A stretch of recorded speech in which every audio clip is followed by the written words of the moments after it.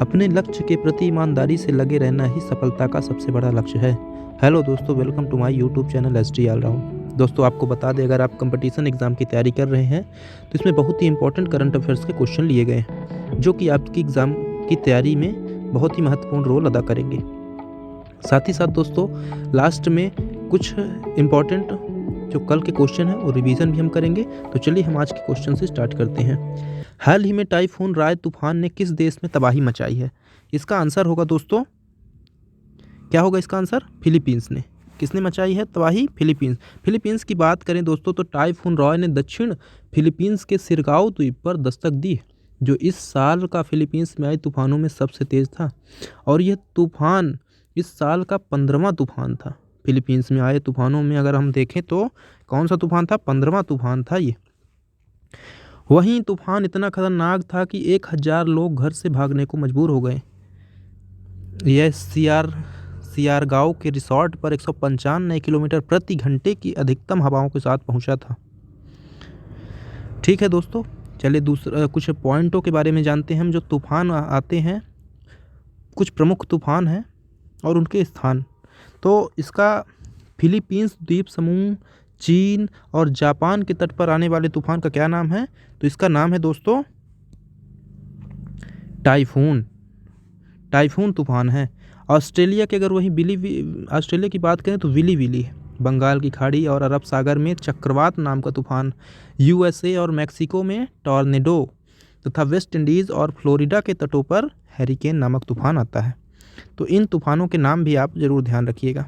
चलिए कुछ फिलीपींस के बारे में हम जानकारी देते हैं। फिलीपींस पश्चिम प्रशांत महासागर में एक दक्षिण पूर्व एशियाई द्वीप देश है। यह लगभग 7000 द्वीपों और टापू का एक द्वीप समूह है जो वियतनाम के तट से लगभग 500 मील दूर स्थित है। यहाँ की राजधानी क्या है दोस्तों? राजधानी है मनीला। मुद्रा क्या है? Philippine peso. वहीं राष्ट्रपति का क्या नाम है? Rodrigo Duterte. ठीक, चलिए दोस्तों, अब हम अगले क्वेश्चन में बढ़ते हैं। लेकिन उससे पहले प्लीज़ दोस्तों हमारे चैनल को लाइक, शेयर और सब्सक्राइब जरूर कर दीजिए। साथ ही साथ बेल आइकन प्रेस कर लीजिए जिससे आने वाली वीडियो का नोटिफिकेशन आपको मिल जाए। दूसरा क्वेश्चन है दोस्तों कि टाइम मैगजीन ने किसे एथलीट ऑफ द ईयर 2021 चुना है? इसका आंसर होगा दोस्तों सिमोन बाइल्स। जी हाँ, ये अमेरिका की प्रसिद्ध जिम्नास्ट हैं जिन्हें टाइम मैगजीन ने एथलीट ऑफ द ईयर 2021 चुना है। 9 दिसंबर 2021 को टाइम पत्रिका ने अमेरिका की मशहूर जिम्नास्ट सिमोन बाइल्स को वर्ष 2021 का सर्वश्रेष्ठ एथलीट चुना है। 4 बार की ओलंपिक पदक विजेता रहीं सिमोन बाइल्स द ट्विस्टीज का शिकार हो गई थी, जिसमें जगह और दिशा का भाव नहीं रहता है, और जिस कारण टोक्यो ओलंपिक में 4 स्पर्धा के फाइनल से उन्होंने अपना नाम भी वापस ले लिया था। अब हम बात करते हैं दोस्तों प्रमुख टाइम पत्रिका द्वारा दिए गए कुछ अवार्ड। जैसे Time person of the year Elon Musk को दिया गया है।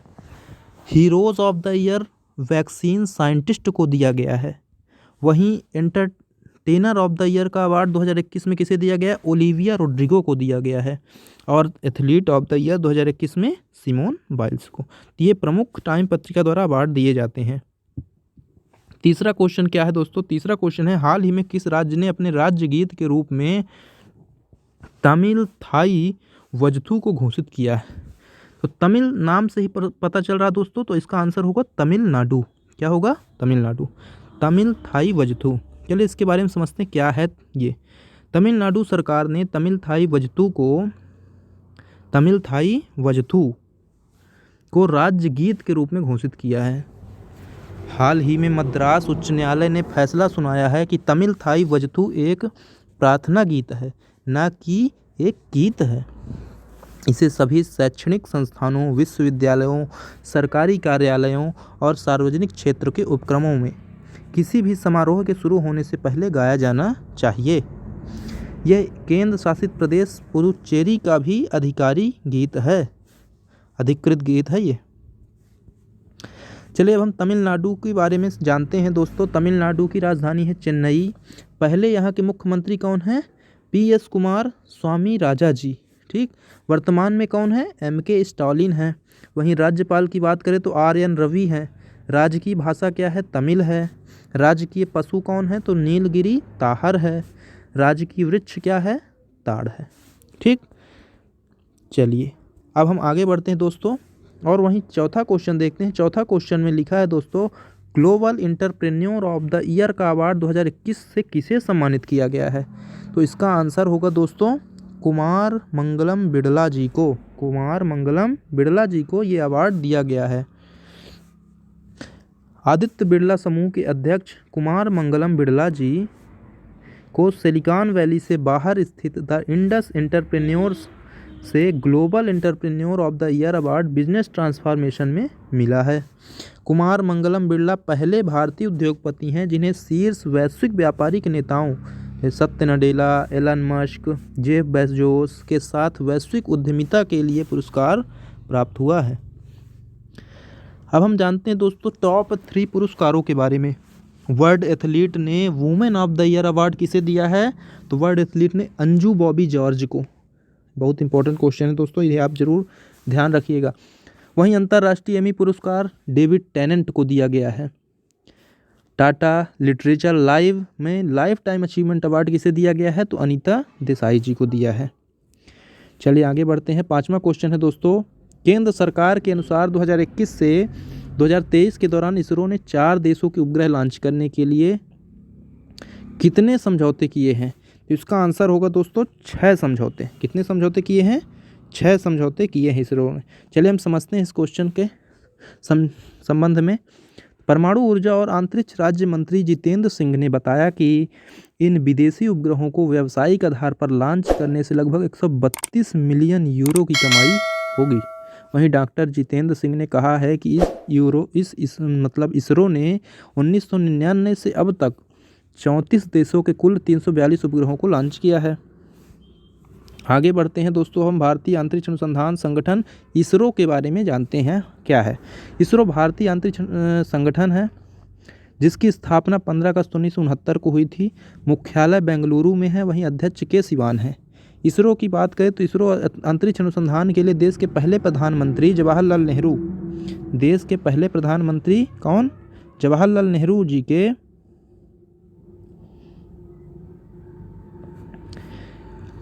और उनके करीबी सहयोगी और वैज्ञानिक विक्रम साराभाई के प्रयासों से स्थापित हुआ था। इसे भारत सरकार के स्पेस विभाग के द्वारा प्रबंध किया जाता है। कौन सा विभाग है? स्पेस विभाग, ध्यान रखिएगा। अंतरिक्ष विभाग के द्वारा प्रबंधन इसका किया जाता है। वहीं अब हम जानते हैं कुछ भारतीय अंतरिक्ष की इसरो की प्रमुख उपलब्धियों के बारे में। आपको बता दें कि 22 अक्टूबर 2008 को देश का पहला चंद्र मिशन चंद्रयान प्रथम सफलतापूर्वक लॉन्च किया गया था। कब किया गया था? 22 अक्टूबर 2008 के दिन। वहीं अगर बात करें 25 सितंबर 2014 को भारत ने मंगल ग्रह पर सफलतापूर्वक मंगलयान स्थापित किया। 14 फरवरी 2017 को इसरो ने PSLV के जरिए 104 सैटेलाइट लॉन्च कर विश्व इतिहास रचा। आगे देखते हैं दोस्तों कुछ और पॉइंटों को। 11 अप्रैल 2018 को इसरो ने नेविगेशन सैटेलाइट IRNSS लॉन्च किया। यह स्वदेशी तकनीकी से विकसित सैटेलाइट है। इसरो के अनुसार वर्ष 2030 तक भारत द्वारा अंतरिक्ष में अंतरिक्ष स्टेशन स्थापित करने का भी लक्ष्य रखा गया है।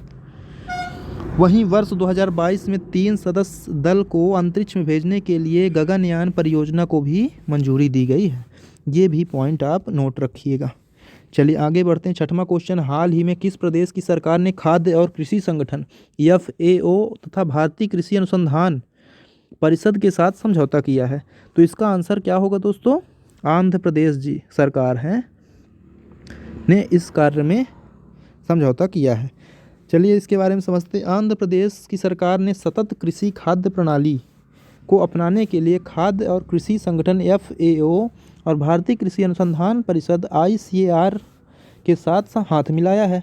FAO रायथू भरोसा केंद्रों को तकनीकी और वित्तीय सहायता प्रदान करेगा। ये रायथी भरोसा केंद्र क्या है? तो नकली बीज, कीटनाशक और उर्वरकों को बाजार से हटाने के लिए आंध्र प्रदेश सरकार ने ग्रामीण क्षेत्रों पर रायथू भरोसा केंद्र स्थापित किए हैं। तो ये आप जरूर ध्यान रखिएगा। अब हम बात करते हैं आंध्र प्रदेश की। आंध्र प्रदेश 1 नवंबर 1956 को स्थापना हुई थी, राजधानी अमरावती है। पहले मुख्यमंत्री नीलम संजीव रेड्डी, जो कि बिना निर्वाचन के ये राष्ट्रपति भी बनने वाले पहले व्यक्ति थे। मतलब हम कह सकते हैं कि निर्विरोध, बिना विरोध के राष्ट्रपति बने थे। वहीं वर्तमान मुख्यमंत्री जगन मोहन रेड्डी जी। राज्यपाल विश्वभूषण हरिचंदन है। लोक नृत्य कुचिपुड़ी और कोल्लाटम है। वहीं यहाँ की नदियों की बात करें तो गोदावरी, कृष्णा, तुंगभद्रा प्रसिद्ध नदियाँ यहाँ पर प्रवाहित होती हैं। वहीं पड़ोसी राज्य उड़ीसा, तेलंगाना, कर्नाटक और तमिलनाडु 4 पड़ोसी राज्य भी शामिल हैं। ठीक है, चलिए अब हम आगे बढ़ते हैं दोस्तों। 7वां क्वेश्चन है, इंडिया टुडे समूह की ओर से India today state of the state conclave 2021 में most improved big state agriculture का पुरस्कार किस राज्य को मिला? इसका आंसर होगा मध्य प्रदेश। तो मध्य प्रदेश के मुख्यमंत्री श्री शिवराज सिंह चौहान जी को India today state of the state conclave के senior associated editor Madhya Pradesh Chhattisgarh Shri Rahul Noronha India today समूह की ओर से most improved big state agriculture का पुरस्कार दिया है। और किसे प्रदान किया गया? तो शिवराज सिंह जी को। इंडिया टुडे के द्वारा प्रतिवर्ष राज्यों को कृषि के क्षेत्र में 2 कैटेगरी में पुरस्कृत किया जाता है। पहली श्रेणी होती है ओवरऑल बेस्ट, दूसरी होती है most improve big state in agriculture. ठीक, चलिए जानते हैं मध्य प्रदेश को किस लिए ये पुरस्कार दिया गया है, क्या कार्य मध्य प्रदेश ने किया है। तो मध्य प्रदेश में यह पुरस्कार कृषि से आय में वृद्धि के लिए नवीनतम तकनीकों को अपनाने और मंडी सुविधा को कृषकों के लिए सुलभ सरल बनाने की दिशा में किए गए प्रयासों के लिए यह दिया गया है। मध्य प्रदेश को most improved big state in agriculture में यह लगातार 4था पुरस्कार है। चलिए 8वां क्वेश्चन देखते हैं। 8वां क्वेश्चन है, चित्र भारती राष्ट्रीय लघु फिल्म उत्सव 2022 का आयोजन कहाँ किया गया? तो ये किया गया दोस्तों कहाँ पर? भोपाल में होगा, किया जाएगा। ठीक है, अब हम दोस्तों ये 4था संस्करण है, तो हम पहले दूसरे के बारे में ही जानते हैं। चित्र भारती राष्ट्रीय फिल्म उत्सव का आयोजन मध्य प्रदेश राजधानी भोपाल में किया जाएगा। वहीं हर 2 सालों में इसका आयोजन किया जाता है। पहला आयोजन 2016 में कहाँ हुआ था? तो इंदौर में हुआ था। दूसरा आयोजन 2018 में हुआ था दिल्ली में, और तीसरा आयोजन गुजरात के कर्णावती में हुआ था। ये तीसरा था। वहीं हम बात करें 4था भोपाल में आयोजित हो रहा 2022 में। ठीक, चलिए इसके बारे में समझते हैं। भारतीय चित्र साधना के चित्र भारती राष्ट्रीय लघु फिल्म उत्सव का आयोजन 18 से 20 फरवरी तक भोपाल में किया जाएगा। कार्यक्रम में मुख्य अतिथि चिकित्सा शिक्षा मंत्री विश्वास सारंग, संस्कृति और पर्यटन विभाग के प्रमुख सचिव शिवशेखर शुक्ला भी शामिल रहेंगे। चलिए 9वां क्वेश्चन देखते हैं। 9वां क्वेश्चन है, हाल ही में राष्ट्रीय स्तर पर आयोजित इंस्पायर अवार्ड में मध्य प्रदेश की किस बेटी ने पूरे प्रदेश में प्रथम स्थान हासिल किया है? इसका आंसर होगा नवश्री ठाकुर जी ने हासिल किया है ये स्थान। नवश्री ठाकुर जी की बात करें तो राष्ट्रीय स्तर पर इंस्पायर अवार्ड में प्रथम स्थान हासिल कर पूरे देश में होशंगाबाद संभाग सहित पूरे प्रदेश को गौरवान्वित किया है। तो इनका नाम आप जरूर ध्यान रखिएगा। इनका क्या नाम है? इनका नाम है नवश्री ठाकुर। ठीक, 10वां और अंतिम क्वेश्चन है, बुनियादी साक्षरता और संख्यात्मक सूचकांक 2021 में बड़े राज्यों की श्रेणी में कौन सा राज्य शीर्ष पर रहा? तो इसका आंसर भी होगा दोस्तों पश्चिम बंगाल। पश्चिम बंगाल की बात करें तो बुनियादी साक्षरता और संख्यात्मक सूचकांक 2021 बड़े राज्यों की श्रेणी में पश्चिम बंगाल 59वें स्कोर के साथ पहले नंबर पर रहा। यह सूचकांक किस लिए प्रदान किया जाता है? 10 साल से कम उम्र के बच्चों में साक्षरता का सूचक होता है। यह रिपोर्ट प्रतिस्पर्धा के लिए संस्थानों के द्वारा तैयार की जाती है। वहीं हम बात करें कि टॉप 3 ऐसे राज्य कौन कौन से हैं, तो पहले नंबर पर तो पश्चिम बंगाल होता है, दूसरे नंबर पर है तमिलनाडु, वहीं तीसरे नंबर पर है महाराष्ट्र है। ठीक, चलिए, और इस रिपोर्ट को हम बात करें तो कौन जारी करता है? तो प्रधानमंत्री की आर्थिक सलाहकार परिषद जारी करती है इस रिपोर्ट को। ठीक, अब दोस्तों हम जानेंगे जो कल के क्वेश्चन है, हम उसका रिवीजन करेंगे। तो क्वेश्चन क्या है?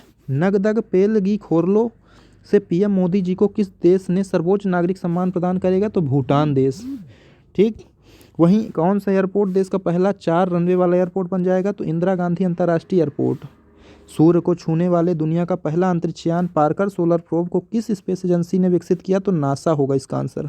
ठीक है, चलिए आगे बढ़ते हैं। चौथा क्वेश्चन था दोस्तों, प्रधानमंत्री नरेंद्र मोदी 18 दिसंबर को किस राज्य के गंगा एक्सप्रेसवे परियोजना का शिलान्यास करेंगे? तो यूपी, उत्तर प्रदेश के।